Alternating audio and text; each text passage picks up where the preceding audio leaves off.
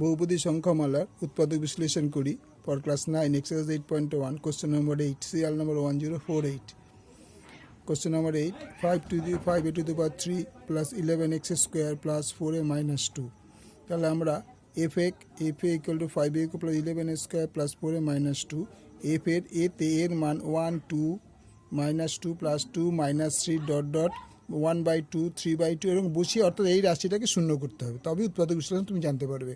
তাহলে আমি কি ধরেছি না a ইকুয়াল টু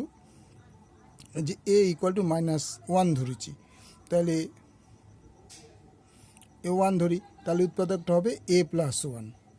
যেহেতু -1 ধরেছি, খেয়াল করে দেখো -1 ধরলে এটা -5এ আর -4এ যোগ করলে হবে 9এ, আর এখান থেকে 1 ধরলে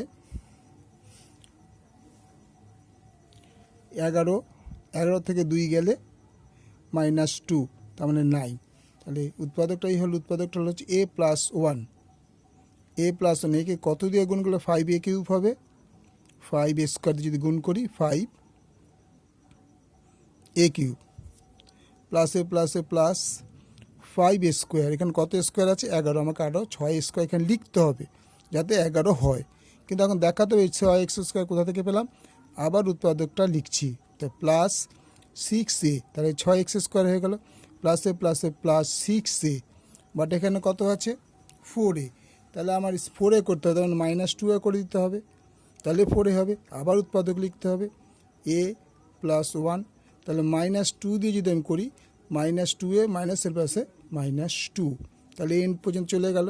তাহলে এইটা কমো, a প্লাস 1 পড়ে হলো 5a square plus 6a minus 2, so answer equal to a plus 1 5a square plus 6a minus 2। ওকে, ভালো লাগলে লাইক করবে, শেয়ার করবে, সাবস্ক্রাইব করবে।